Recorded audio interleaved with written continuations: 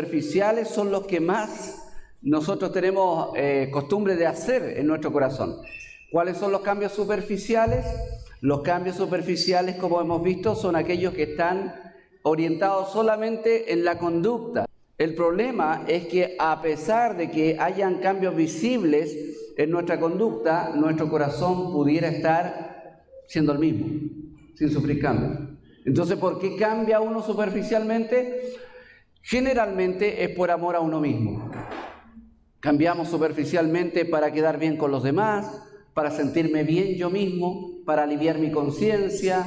O sea, podemos hacer un montón de cosas sin cambiar realmente, como por ejemplo Jonás, que finalmente hizo lo que Dios le pidió que hiciera, pero no cambió en su corazón. O como los fariseos, ¿cierto? Aquellos hipócritas que realmente era gente intachable, orando, ayunando, siendo de alguna manera un modelo para los demás, pero Cristo les dijo que su corazón estaba lejos de Él. Entonces uno puede realmente vivir en una aparente obediencia, en una aparente vida moral, pero realmente en el corazón estar absolutamente alejado de Dios. ¿Ok? Esto también, de esto también habla también Apocalipsis, cuando Cristo le dice a la iglesia de Éfeso: tú eres, ¿cierto? Eres una iglesia fiel, una iglesia de sana doctrina, una iglesia que tenía celo por las cosas de Dios, por la verdad de Dios, pero tengo contra ti, le dice, que has abandonado tu primer amor. Por lo tanto, arrepiéntete y haz las primeras obras, o si no, vendré a ti y sacaré ese candelero que está ahí en Éfeso. Entonces, si bien es cierto, al Señor le interesa mucho que hagamos lo correcto, que seamos obedientes, pero más allá de la obediencia está nuestro corazón. Entonces, ahí hay una escala, ¿se da cuenta? ¿Qué le dijo Samuel a Saúl? Los sacrificios no son tan importantes como la obediencia, ¿cierto? Pero la obediencia en sí no es el todo, sino que detrás de la obediencia deben haber las intenciones correctas en nuestro corazón para poder realmente estar obedeciendo por Cristo, por Dios, por la gloria de Él y no por nuestra propia conveniencia. ¿Amén? Ok, dicho esto, vamos a ir al capítulo 7, que es, y dijimos en el capítulo 6 que un cambio profundo es aquel que se deriva, es aquel que resulta cuando nosotros nos damos cuenta de la condición de nuestro corazón, de la condición de nuestro corazón. Una de las cosas que más hacemos nosotros cuando se nos confronta espiritualmente es defendernos como gato de espalda, ¿cierto? Defendemos nuestra propia justicia. Entonces, no, sí, pastor, es que sí, pero está bien, pero igual yo sirvo al Señor, pero igual oro, pero igual leo, pero igual, y defendiéndonos. Y esa defensa, esa autodefensa, es una de las manifestaciones más grandes de nuestro corazón engañoso.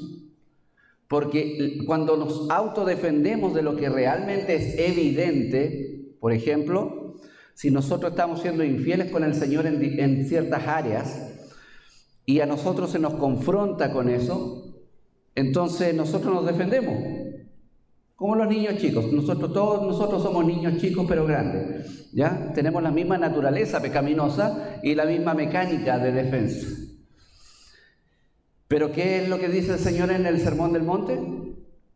Dice que Él da su bendición, y los que realmente son bienaventurados son aquellos que son pobres en espíritu. Son aquellos que en vez de defenderse, ¿cierto?, asumen que son incapaces, que sí tienen problemas, que sí tengo lucha, que sí fallo, que sí fracaso. ¿Me entiende? Los que asumen esa pobreza espiritual. Los que asumen la condición de su corazón. Nuestro corazón es engañoso, dice la palabra del Señor. Es más, Proverbios dice que el que confía en su corazón es un necio. Y pensar así es contracultural, porque toda la cultura en este mundo te dice que tú tienes que confiar en tu corazón, que tú tienes que confiar en tu propia percepción, en tu propio entendimiento de las cosas, confiar en ti. como si el problema realmente fuera ese, el que todos los conflictos en nuestra vida se derivan de una poca confianza en nosotros. No, realmente los conflictos en nuestra vida se derivan de un profundo amor a nosotros mismos. En el mundo se presume que hay mucha gente con baja autoestima y ese es un gran problema. Pero bíblicamente el concepto de la baja estima no existe. No existe. Es más, bíblicamente podemos entender, por ejemplo, que una persona con baja autoestima es una persona que realmente se ama mucho a sí mismo. Se ama mucho a sí mismo. Y quisiera ser más, y quisiera destacar más, y quisiera lograr más, por eso sufre, porque no logra eso. Entonces, aparentemente uno evalúa eso y dice, oh, tiene una autoestima baja. Le da temor a hacer esto, le da temor a hacer esto otro, tiene vergüenza. Pero todas esas cosas están arraigadas bíblicamente en un corazón orgulloso. En un corazón orgulloso, que no está dispuesto a quedar mal ante los demás, que no está dispuesto a desmejorar su imagen frente a los demás, que no está dispuesto a fracasar porque duele fracasar. Entonces, bíblicamente, la evaluación que la sociedad hace no es la misma que Dios hace. También un cambio profundo no solamente viene de entender bien cómo funciona nuestro corazón, sino que también, como dice ahí, cuando descubrimos la belleza de la cruz de Cristo. ¿Ya? Cuando descubrimos nosotros la belleza de Cristo y de su sacrificio de la cruz de Cristo, obviamente cuando hablamos de la cruz de Cristo no estamos hablando del objeto, ¿ya? Sino que del concepto que hay detrás del objeto. Es decir, el sacrificio de Cristo. El sacrificio de Cristo. Entonces, cuando nos deslumbramos por la cruz de Cristo, es ahí cuando comienzan también los cambios profundos. Es ahí cuando comienzan los cambios profundos. Entonces, y esta es la dinámica de nuestro corazón. Nuestro corazón no va a dejar de amar a un ídolo hasta que aparezca otro más grande, otro más atractivo, otro más imponente desde el punto de vista de la atracción. Como hay algunos casos que ha mostrado el libro mismo, ¿cierto?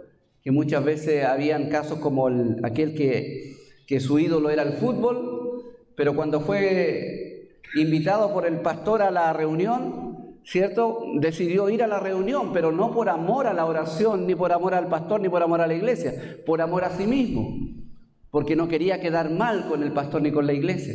Entonces, finalmente, ahí vemos a un hombre que abandona al ídolo del fútbol, pero que por amor a otro ídolo, más fuerte, y es su propio corazón, porque por amor a él hace cambios.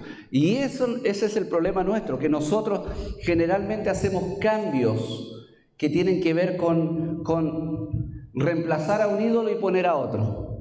Reemplazar a un ídolo y poner a otro. Y esos cambios no resultan de ninguna manera. Entonces, el asombro es el que nos produce cambio. Si un niño joven está enamorado de una niña, ¿cierto? Y como lo sabemos, ¿cierto?, tan volátil que son las emociones en la adolescencia, lo más probable que suceda es que ese niño o esa niña se desenamore cuando se enamore de otro, que le parece más atractivo, más simpático, más de todo. ¿Me entiende? Así funciona el corazón nuestro. El corazón nuestro funciona en el sentido de que se cautiva de algo y se atrapa por eso, y ese algo lo domina hasta que otra cosa mayor lo cautive y lo domine. ¿Me entiende? Entonces hay cosas que gobiernan tu corazón, que gobiernan tu vida y que tú simplemente no puedes controlar. Ahora, ¿qué pasa? Que debemos nosotros tener un asombro mayor de aquel asombro que tenemos en nuestro corazón por nuestros ídolos. Y ese asombro tiene que ver con la cruz de Cristo. ¿Cuánto nos asombra la cruz de Cristo? ¿Cuánto nos cautiva la cruz de Cristo? Y hermanos, ese es el gran problema nuestro, que nosotros no vivimos cautivados por la cruz de Cristo. Cantamos, ¿cierto? Sublime gracia del Señor, pero realmente esa sublime gracia que originalmente es maravillosa, asombrosa gracia, es decir, la gracia de Dios, impactó el corazón de este autor de este himno. Asombró el corazón del autor de este himno, pero ese asombro no está en nuestras vidas cada día. No está en nuestras vidas cada día. Entonces, nuestro corazón tiende a cautivarse. Como dijimos alguna vez, nuestro corazón ha sido diseñado por Dios para amar muchas cosas, pero fue diseñado por Dios para amar una sola cosa por sobre todas las demás. Todos nosotros, seamos creyentes o no, hemos sido diseñados para adorar. Para adorar. Nosotros somos adoradores por naturaleza. Y si no estás adorando a Dios y a Cristo, estás adorando otra cosa. Eso es así. Tú no puedes evitar no adorar a algo. Aún tu propio corazón puede ser el objeto de tu adoración. Tu comodidad, tu bienestar, esos son los ídolos actuales. Solo cuando vemos la gloria de Cristo cambia realmente lo que atesoramos y disfrutamos. Cuando tú ves a Cristo maravilloso, eso cambia. ¿Entiendes? El problema es que hoy en día no estás viendo a Cristo maravilloso, tanto al punto de que todas las demás cosas están sujetas a Cristo. Ya recordábamos en la mañana, hay una cosa que siempre hacían o los profetas de Dios en el Antiguo Testamento o los reyes, de los cuales la Biblia dice que hacían lo bueno. Lo primero que hacían como tarea fundamental era derribar los ídolos. ¿Entiende? Cuando el pueblo de Dios, cuando el rey de Israel o cuando el profeta de Dios llegaba a la convicción de que estaba mal delante de Dios, lo primero que se hacía, la tarea número 1 que se hacía era derribar los ídolos. Derribar los ídolos. Entonces, hermanos, cuando tú medites en tu corazón y llegues a la conclusión, estoy mal con Dios. Bueno, ahí tienes una tarea primordial, hermano, hermana. Derriba tus ídolos. Tú estás mal con Dios porque no estás amando otra cosa, no a Dios. No, pastor, no estoy amando nada. Sí estás amando algo, tú no lo entiendes, tú no lo sabes, tú no lo disciernes tal vez, pero estás amando otra cosa. No estoy amando nada, pastor, solamente estoy angustiado, no quiero salir de mi casa. Bueno, exacto, te estás amando a ti mismo. Te estás viendo tú como el más importante que todos los demás. Ese es el motor, esa es la base de la autocompasión, el amor a sí mismo. ¿Por qué a mí me pasa esto? ¿Por qué a mí me sufro esto? Esa es la evidencia más clara del amor hacia sí mismo. Tú sufres por ti, tú sufres por tus problemas. Entonces tú vas a la Biblia y te das cuenta de que la vida con Dios se trata de servir y vivir para Dios y para los demás. Pero tú estás concentrado y centrado en ti, por eso sufres. Por eso sufres. Ese es el ídolo. Entonces cuando tú te das cuenta de esto y ves la gloria de Cristo como más maravillosa, realmente hay esperanza de que en tu vida haya cambios. La belleza de Cristo es la que transforma el corazón. La belleza de Cristo. La belleza de Cristo es la que santifica. Cuando tú te expones a Cristo, a su palabra, a su evangelio, a su persona y te maravillas con Cristo, tú cambias. Tú cambias. La belleza de Cristo cambia los afectos de nuestro corazón. Cuando Cristo se convierte en el gran tesoro de tu corazón, cuando tú haces una comparación, una contrastación entre lo que Cristo es y lo que tienes en Cristo con lo que tú eres o lo que tienes en el mundo, en realidad ahí tú ves que no hay donde perderse. Cristo es mejor. Pero la tendencia de la gente es no querer a Cristo completamente. Generalmente la tendencia de la gente es tener a Cristo o a Dios como un accesorio. ¿Ya? como un accesorio,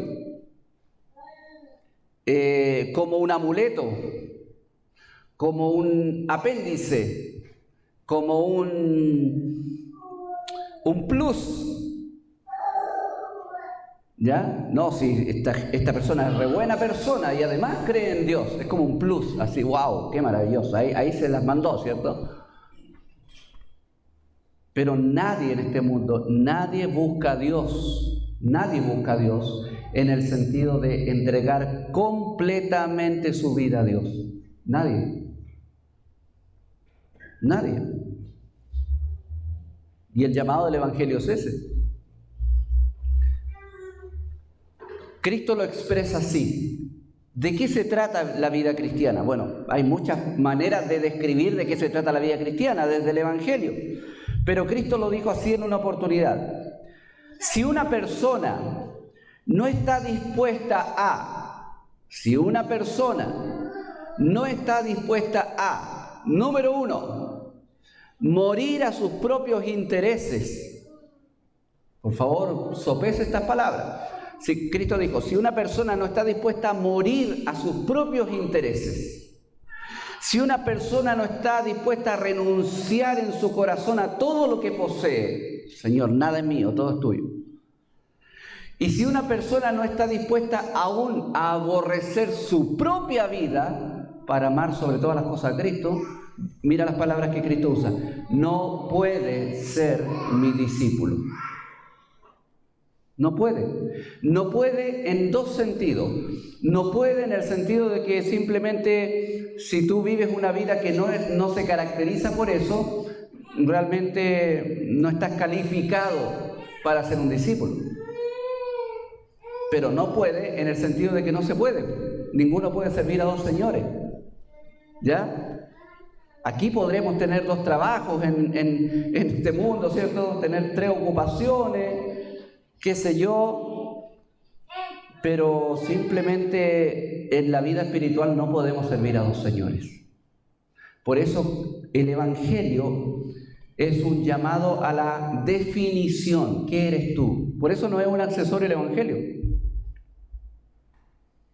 Ahora, si tú tienes a Cristo o a Dios o al Evangelio como accesorio, como parte de tu vida y no tu vida, entonces yo te digo, o sea, eso puede ser, sí. ¿Puedes vivir así? Si quieres vivir así, vive así. Pero eso no es ser cristiano. Eso no es ser un hijo de Dios. El hijo de Dios tiene un cambio radical en su corazón. De hecho, la palabra arrepentimiento que usa la Biblia es una palabra militar que significa volverse en 180 grados. Si tú ibas caminando hacia el norte y te arrepentiste, es porque tú te diste cuenta y te diste vuelta y ahora caminas hacia el sur. O sea, hacia el lado totalmente contrario hacia donde ibas. Eso significa arrepentirse. No significa reformarse. No significa rehabilitarse. No significa darse una manito de gato espiritualmente. No, es un cambio profundo en el corazón. Es un cambio profundo en las personas. Y eso es lo que puede hacer Cristo por ti. Tú no puedes hacer ese cambio. Convéncete. Tú no puedes hacer cambios en tu corazón. Patalea, rabea con tus propias experiencias, lamenta, haz todo lo que quieras, pero no vas a poder cambiar ni una pizca de tu corazón. Nada. Tú eres incapaz de cambiar tu corazón. Eres incapaz de hacer cambios en tu corazón. Eres un fracaso, yo también lo soy. Somos un fracaso en esta tarea de hacer cambios en nuestro corazón. Y eso es lo que Dios quiere que sepamos. Por eso dice que el reino de los cielos es de los pobres en espíritu. Porque son los pobres en espíritu los que asumen. ¿Me entienden? Los que dicen, sí, Señor, realmente soy incapaz de cumplir todo lo que tú me demandas, de hacer todo lo que tú me pides. De amarte, Señor, soy incapaz de amarte, me amo más a mí mismo, Señor. Entonces, toda esa pobreza espiritual es la que Dios está esperando para que nos convenzamos de una cosa: solo Cristo puede cambiar el corazón, solo el Evangelio puede cambiar mi corazón. A menos que Cristo haga una obra profunda en tu corazón, no va a poder ser una realidad el cambio en tu vida. Por eso la invitación del Evangelio es: ven a Cristo.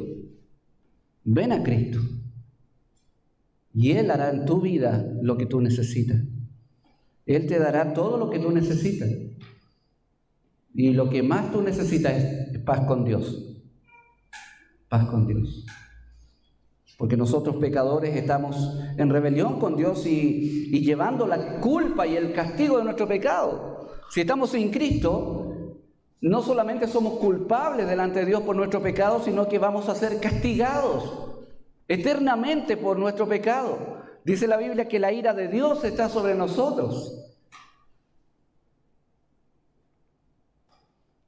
La ira de Dios está sobre nosotros. Y usted podrá decir: es que yo veo también que Dios me ama porque me cuida. Bueno, Dios cuida hasta los perritos, hasta los gatitos los cuida, hasta los pájaros. Dios extiende su misericordia, su gracia común a todo el mundo. Pero eso no tiene nada que ver con el día en que tú vas a tener que dar cuentas a Dios por tu pecado, por tu condición en el corazón. Y en ese día, a pesar de que Dios te cuidó muchas veces, no va a contar ni tu propia bondad, ni tu propia justicia, sino lo que hiciste con Cristo.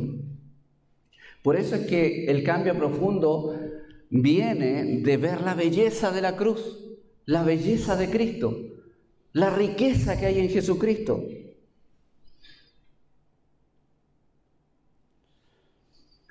Bueno, recuerda la ilustración que da el autor, ¿cierto?, de la mujer de Kenia. ¿Ya? La mujer de Kenia, que tipifica nuestra vida con Dios. Como este hombre que era su esposo y abusaba de esta mujer, ¿ya?, representa nuestras vidas. Nosotros hacemos lo que queremos en este mundo y nos acordamos de Dios para los terremotos nomás, ¿cierto? O para cuando nos pasa algo grave. Pero hacemos lo que queremos con Dios. Nos olvidamos de Él, usamos su nombre en vano, bueno, tantas cosas. Pero Dios sigue queriendo dispensar su amor a través de la cruz, a través de Cristo. Cuando somos salvos, cuando somos hijos de Dios, pasa lo mismo. Muchas veces nosotros no estamos conscientes de la obra de Dios en nuestras vidas. Y lo único que nosotros hacemos a veces es abusar del amor de Dios. Pero Cristo, maravillosamente, a pesar de nuestro rebelde corazón y nuestra rebelde conducta, aún está esperando y aún está invitando a recibir de su amor, a recibir de su perdón, a recibir de su bendición. Él está esperando. Porque si bien es cierto, la Biblia nos dice cuán pecadores somos, y la Biblia nos deja bien clarito que por ser pecadores nosotros somos incapaces de agradar a Dios y de alcanzar la salvación de nuestra alma, pero a pesar de eso, a pesar de asumir esa incapacidad, nos muestra de forma deslumbrante la obra de Cristo, que Él sí es capaz de salvarnos y de limpiarnos y de perdonarnos y de justificarnos y de darnos certeza de salvación. La cruz es la mejor de las noticias para el no creyente, pero también es la mejor de las noticias para el creyente. Tú y yo como creyentes no podemos darnos el lujo, como muchos se los dan, de no poner delante de nuestros ojos cada día el Evangelio, de considerar y meditar en el Evangelio cada día. Y aquí tenemos que hacer el ejercicio de ¿qué ocupa mi mente todos los días, la mayor parte del día? ¿Está en algún rinconcito de mi agenda diaria el Evangelio? ¿Meditar en el Evangelio? ¿Considerar a Cristo? ¿Considerar la cruz de Cristo? Hermanos, ¿cuán asombrados estamos con la cruz de Cristo? ¿Cuán extasiados estamos con la cruz de Cristo? ¿Cuán cuán grande es para nosotros como tesoro la cruz de Cristo. Cuando no hay esto en tu vida, un amor profundo y asombrado por la cruz de Cristo, lo único que hay en tu vida es religiosidad. Y no te hace diferente a un ¿cómo se llama? A un musulmán, a un budista, a un satanista. Cada uno tiene su religión. Estás viviendo una vida religiosa que no tiene ningún sentido. O sea, la vida religiosa tiene un solo sentido, es una vida para uno. Porque la religiosidad apunta al hecho de sentirse bien uno. ¿Entiendes? Porque la religiosidad aliviana la conciencia. La religiosidad nos hace entender que somos los niños buenos de esta sociedad. Pero somos pecadores. Somos pecadores. Todos nosotros. Pecamos, somos rebeldes, somos orgullosos. Entonces cada día, no solamente para los inconversos, sino para nosotros los creyentes, es necesario el Evangelio. Porque solo el Evangelio es la esperanza que yo tengo de ser perdonado nuevamente, de ser limpiado, de vivir en mi conciencia. Como Pablo el apóstol decía, yo vivo con una libre conciencia. ¿Se acuerda que Pablo decía eso? A Timoteo y en otras partes también hablaba de que un cristiano debe vivir con una limpia conciencia. ¿Qué significa vivir con una limpia conciencia? ¿No pecar jamás? Eso es imposible, hermano, en esta vida. No estamos en el cielo. No estamos en el cielo. Apuesto que ya, ¿qué hora es? Las 10:37 y hasta ahora ya ha pecado varias veces en el día. No puede evitarlo. Entonces, ¿qué significa vivir libre de conciencia? Libre de conciencia significa que yo filtro mis experiencias pecaminosas que me duelen. Si eres un creyente verdadero te van a doler, me duelen, me entristecen, pero yo paso por el Evangelio, donde lavo mi conciencia delante del Señor y la limpio nuevamente. ¿Me entiende? Vivir con limpia conciencia significa todos los días poner en remojo y lavado nuestra conciencia en el Evangelio. Eso. ¿Cómo cambiamos? Lo que hemos dicho, viendo cómo somos, pero también recordando cómo es Él. ¿Cómo somos nosotros? ¿Cómo somos nosotros? A veces nos cuesta asumir cómo somos. Por lo que nos dicen los demás, por lo que queremos pensar nosotros de nosotros mismos.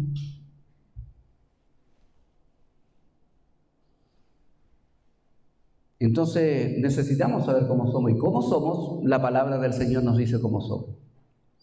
Somos pecadores, somos dependientes de Dios, absolutamente.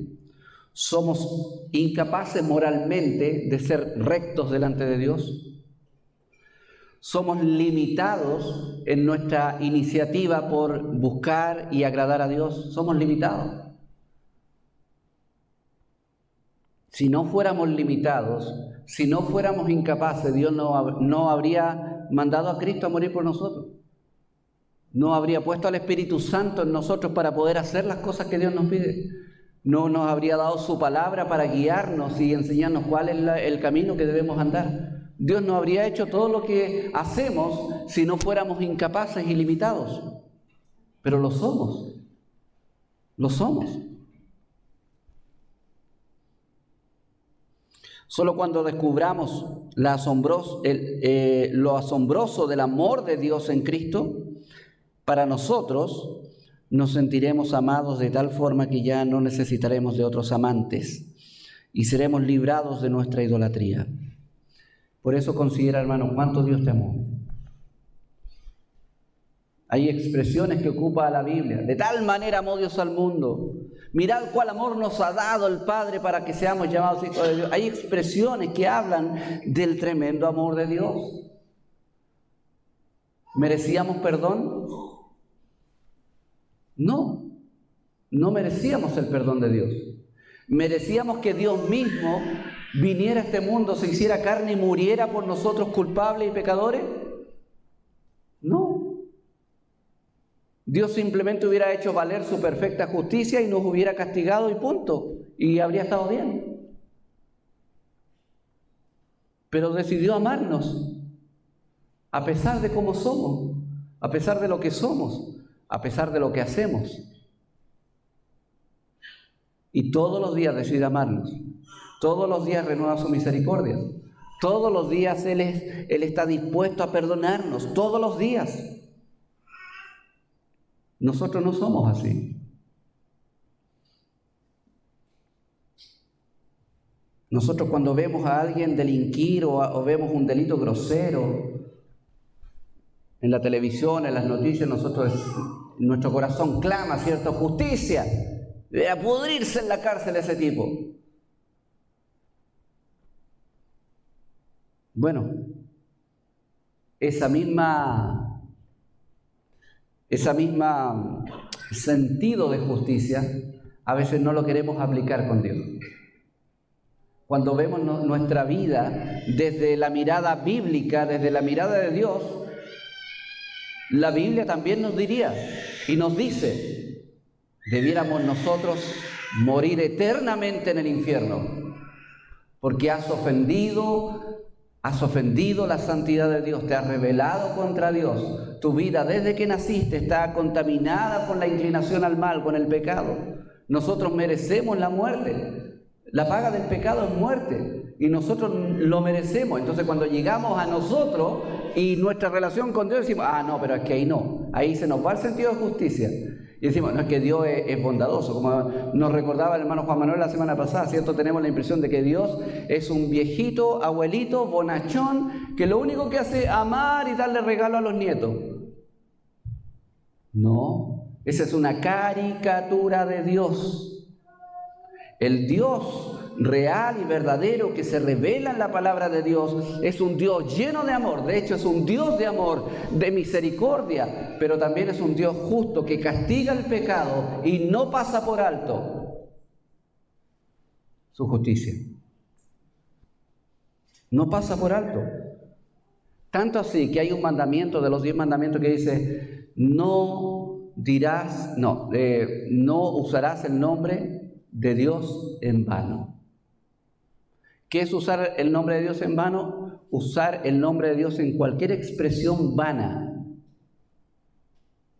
¿Cuántas veces lo has hecho en la vida? Que te aprietas un dedo y nombras a Dios. Eso es usar el nombre de Dios en vano, porque el nombre de Dios es sagrado. Y mira lo que dice ese mandamiento: y el Señor no dará por inocente al que tome su nombre en vano. ¿Por qué tan exagerado? Porque Él es Dios y es santo. Es santo. Dime un par de palabrotas a mí y tal vez me dé rabia, pero después se me va a olvidar tal vez. Pero con Dios no es así. Dios no da por inocente. Es más, tú eres culpable de una millonada de pecados. Si tú dices: no, yo peco como 3 veces al día, ya ponle una vez al día, ya. Hagamos que eres un santo. Ya, pecas una vez al día, multiplícalo por todo el año, multiplícalo por todos los años que has vivido en este mundo. Y te darás cuenta cuán culpable eres delante de Dios. Y cuán justo es que Dios te castigue por tu pecado. ¡Qué desesperanza! Bueno, esa es la mala noticia. La mala noticia es que tú estás bajo la ira de Dios y que tu destino es el infierno y la condenación eterna. Pero por eso hay una buena noticia. Por eso Dios envió a Cristo. Y Él, siendo un hombre santo, Dios hecho hombre, vivió una vida recta, una vida santa, obedeció justamente en todos los mandamientos de Dios para agradar a Dios. Y a pesar de ser santo, justo y sin pecado, viviendo en esta tierra, murió como un vil delincuente para llevar la culpa, el castigo por nuestros pecados. Dios lo castigó a él por todos aquellos que iban a creer en él. Él recibió el castigo, él recibió la culpa, él recibió la maldición. Dice la Biblia que él fue maldito por el hecho de morir en un madero. Entonces, murió Cristo por amor. La única forma de asombrarnos es que Dios, a través de su Espíritu Santo, abra nuestros ojos, y esa es nuestra esperanza, que sea el Espíritu Santo el que abra tus ojos, para poder ver nuestra pobreza, pero también para poder ver su belleza y la riqueza que tenemos en Cristo. Mira este pasaje en Efesios capítulo 3. Por esta causa doblo mis rodillas, dice el apóstol Pablo, ante el Padre de nuestro Señor Jesucristo. ¿Por qué causa? Para que les dé, conforme a la riqueza de su gloria, dos cosas: ser fortalecidos en el hombre interior por su Espíritu, ¿ya? Note, ahí está el Espíritu Santo, que el Espíritu les llene de fortaleza, dice Pablo, esa es su oración. Y segundo, para que habite Cristo por la fe en vuestros corazones. Está hablando a creyentes, por lo tanto no está hablando de que sean salvos, está diciendo lo siguiente: para que Cristo viva su vida en ustedes, para que Él haga lo que quiera en su vida, en su corazón. ¿Con qué propósito? Dice, a fin de que. ¿Por qué el apóstol Pablo ora para que ellos sean llenos del Espíritu y llenos de la vida de Cristo? Para que estos hermanos y nosotros también seamos plenamente capaces de... ¿De qué? ¿Plenamente capaces de qué? Es el problema nuestro. Tú, hermano, no entiendes lo que tienes en Cristo. No entiendes la grandeza de lo que tienes en Cristo. Tú no te has dado cuenta de lo que tienes en tus manos. Pablo dijo, tenemos un tesoro, claro, en vasos de barro, sí, pero un tesoro. El problema es que nosotros vivimos en este mundo, perdónenme la expresión, pero dando lástima más que... La gente muchas veces dice, ¿qué voy a ser cristiano? Mire, hermano, tienes un tesoro. Tienes un tesoro en tu corazón, en tu vida, en tus manos. ¿Qué es ese tesoro? ¿Prosperidad material? Absolutamente no. El tesoro es Cristo y todo lo que tenemos en Cristo. Seamos plenamente capaces de comprender. Tú tienes que llegar a comprender ¿qué? La anchura, la longitud, la profundidad, la altura. ¿Qué es eso? Dimensiones. Es decir, en palabras bien entendibles a nuestro español chileno, es que tú te des cuenta, que tú comprendas la magnitud, la cantidad, el tamaño de la bendición y de la herencia que tienes en Cristo. Pero ¿por qué digo que tú no comprendes todavía eso? Porque muchas veces tu vida y mi vida está metida de cabeza en las cosas de este mundo, en ganar este mundo. ¿Entiendes? Por eso llega una enfermedad a tu vida y lloras como si Dios te abandonó. Pues no sabes que Dios te va a resucitar de entre los muertos y que vas a vivir para siempre en su gloria. ¿Por qué sufres por eso? ¿Por qué sufrimos por las cosas materiales? Por las pérdidas, por la falta de, por la carencia. ¿Por qué sufrimos por esas cosas? Porque no conocemos lo que tenemos en Cristo. Por eso vivimos quejándonos, vivimos lamentándonos. Pocas acciones de gracia, muchas peticiones. ¿Por qué? Porque vivimos en una conciencia de necesidad, no en una conciencia de gratitud. ¿Quién quiere dar gracias al Señor? Y pensamos, y en nuestra mente razona, es que no me ha sucedido nada así como más o menos importante para decirle a los hermanos. Porque déjeme decirle, nosotros queremos dar gracias a las cosas importantes, porque eso me deja bien. ¿Me entiendes? Hasta para eso nos amamos nosotros. Hasta por eso tenemos malas motivaciones. A veces, sí, pero a ver, Hoy día el Señor me dio pan, pero eso es poca cosa, porque habrán otros que le dio más grandes cosas. Entonces no voy a decir gracias Señor porque me diste pan en este día, porque como medio bajo perfil eso. Entonces, pero sí, quiero dar gracias porque pude comprarme un auto nuevo. Eso sí, pues eso sí que es digno de destacar entre los hermanos. Gratitud en el corazón. No, a veces por decir que me compré un auto nomás. ¿Me entiende cómo nuestro corazón es engañoso?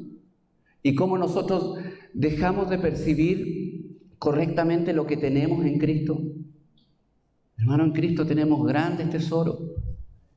Señor, gracias porque este día me diste la posibilidad de respirar, de tener una familia, de ver a mi esposa despertar conmigo, de ver a mis hijos. Gracias, Señor, por eso. Gracias, Señor. Porque pese a todas las contrariedades que este mundo nos ofrece, con todos los conflictos, Cristo dice, confiad, yo he vencido al mundo, tenéis mi gozo, tenéis mi paz. Gracias, Señor. Gracias, Señor. No solamente debemos ser capaces de comprender todo lo que tenemos en Cristo, sino que, mire, verso 19, también el apóstol dice, también oro para que ustedes lleguen a ser capaces de conocer el amor de Cristo. Esperen, ¿estos hermanos no lo conocían? Vuelvo a repetir, no está hablando de la salvación, está hablando de dimensionar. Esto que dice Pablo aquí está diciendo, yo oro para que ustedes entiendan realmente cuánto los ama Cristo. Cuánto los ama, el amor tremendo que Cristo tiene por ustedes, que excede a todo conocimiento. Por eso esa expresión, este amor excede todo conocimiento. ¿Ustedes se dan cuenta cuánto los ama Cristo? Entonces por eso es que nosotros no tenemos al Evangelio como algo que nos deslumbre, que nos asombre, que nos cautive. Por eso no hay cambios en nuestro corazón, porque no vivimos asombrados del Evangelio.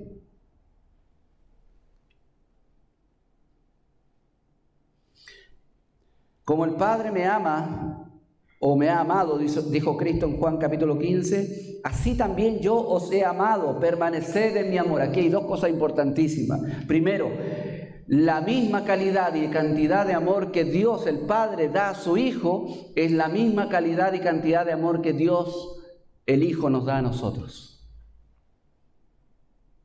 Eso. ¿Cómo ha amado Dios el Padre a su Hijo Jesucristo? Incondicionalmente, infinitamente, eternamente. ¿Cómo el Hijo me ama a mí? Bueno, si me porto bien, me debe amar más. Ahora, no me he portado muy bien, así que yo creo que me ama menos. Eso no es bíblico. Eso no es bíblico. Cristo te ama aunque estés mal, si tú eres un hijo de Dios. Cristo te ama. Su amor no cambia. Su amor no cambia. Y eso es lo rico. Esa es la esperanza que da Cristo al corazón, de decir que cuando tú estás adolorido por tu situación espiritual, por tu fracaso, por tu pecado, por tu traición a Cristo, cuando estás avergonzado y triste por haber hecho mal delante de Dios, tú puedes ir a la palabra y decir, wow, Cristo me sigue amando. Señor, gracias te doy por tu amor, porque tu amor no es condicional. Sí, Dios está desagradado de mí en ese momento, pero no me deja de amar.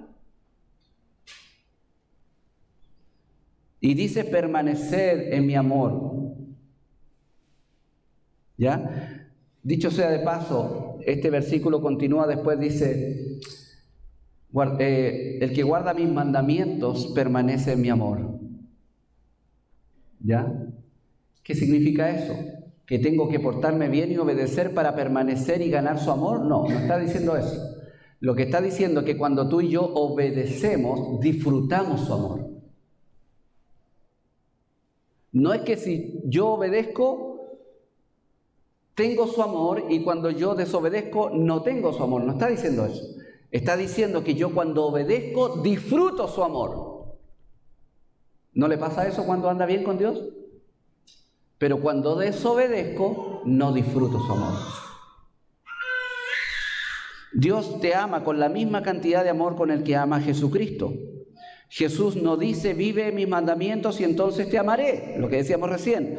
Jesús dice, vive mis mandamientos y entonces experimentarás mi amor.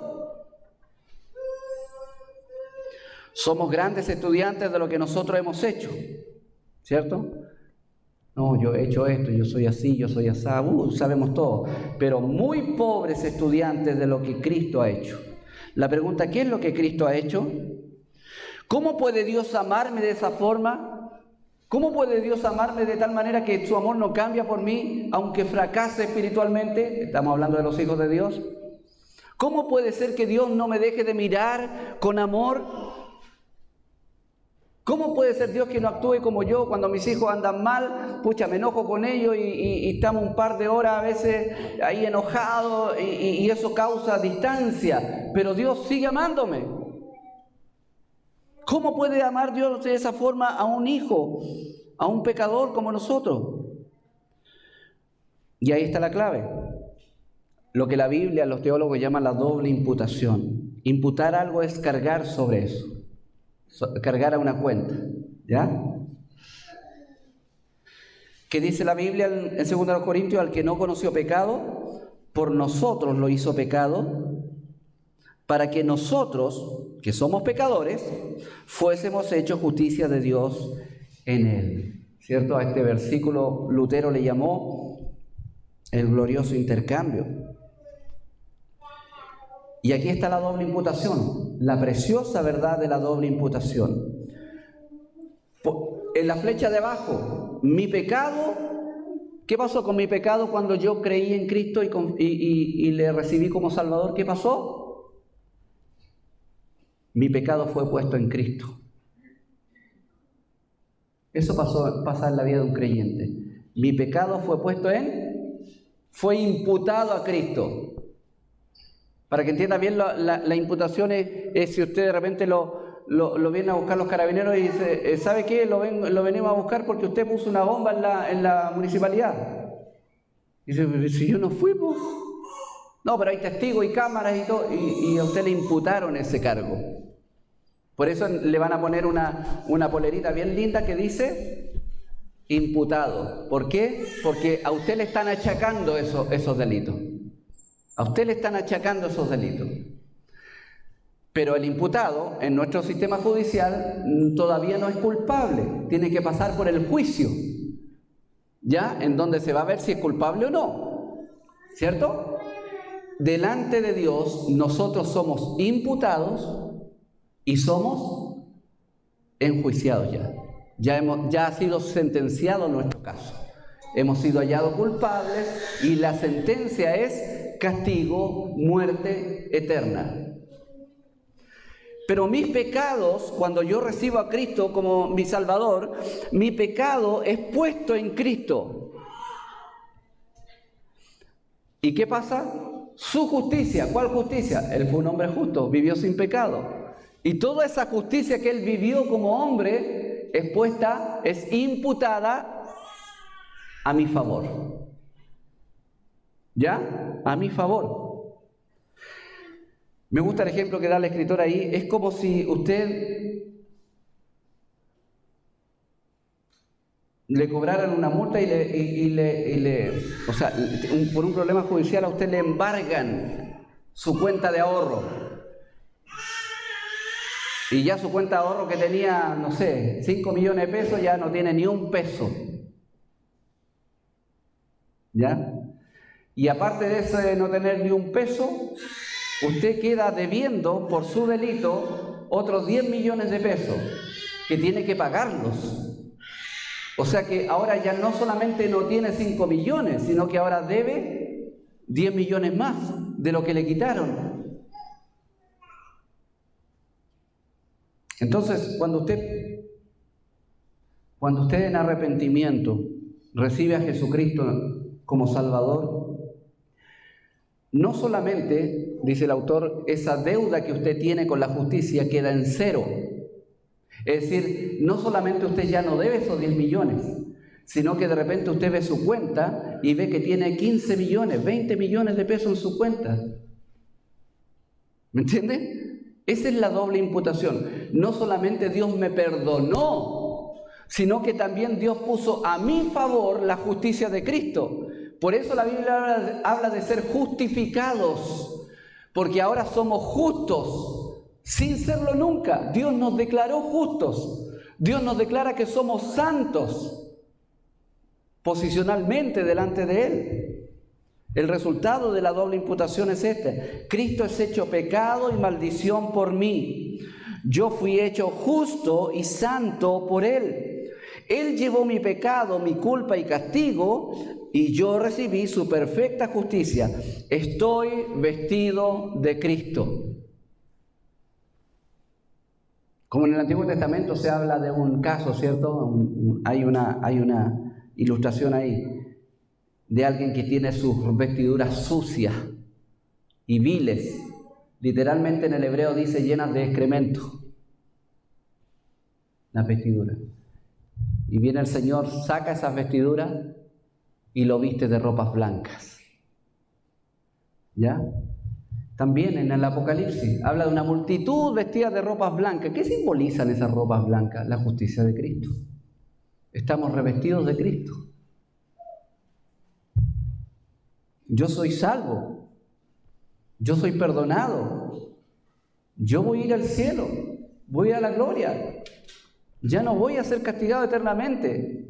¿Por qué, pastor? ¿Se lo ganó eso? No me lo gané. Cristo me lo regaló. Cristo me dio su justicia. Eres todo lo que el Hijo es delante de Dios. Ya soy justo. Su justicia es tuya. Todos sus beneficios. ¿Quién era el Hijo legítimo? Cristo, el heredero. Pero nosotros ahora somos herederos. Somos adoptados y somos parte de la familia y somos coherederos con Cristo. Y dice Hebreos que Él no se avergüenza de llamarnos hermanos. Ahora eres un hijo de Dios. Toda su herencia es tuya también. El libre acceso a Dios y todo. A los que creen en Cristo les dio el derecho de llegar a ser hijos de Dios, con todos los derechos que ello involucra. Mirad cuán grande amor nos ha dado el Padre para que seamos llamados hijos de Dios. No hiciste nada para que Dios te amara y no puedes hacer nada para que Dios deje de amarte. Qué precioso, ¿cierto? Él te ha llamado, Él te ha dado una herencia, Él te ha dado el poder espiritual para vivir en esta vida. Mire lo que dice esta frase, muy interesante. El desánimo nace, ¿cuándo nace el desánimo? Cuando te miras a ti. Pero ¿cuándo nace la esperanza? Cuando lo miras a Él, cuando miras a Cristo. Amén. El mayor dolor que le puedes causar al corazón de Dios es no creer que Él te ama. No creer que Él te ama. Él está dispuesto a amarte. Por eso, medita cada día en las gloriosas verdades del Evangelio. Eres hijo de Dios. En tu interior habita el Espíritu Santo. El Dios del universo te ama. Aprópiate de esta realidad, de esta verdad, y vive a la luz de ella. Uno de los grandes problemas que nosotros tenemos los cristianos es que no entendemos nuestra identidad. Y vivimos buscándola en el mundo. No busques más tu identidad en el mundo. Si eres creyente, tú no eres del mundo. Eres de Cristo. Sí, tienes que funcionar en este mundo con todo lo que Dios te ha dado, pero no eres del mundo, eres de Cristo. Eso somos nosotros. Y gloria al Señor por ello. Amén. Oremos.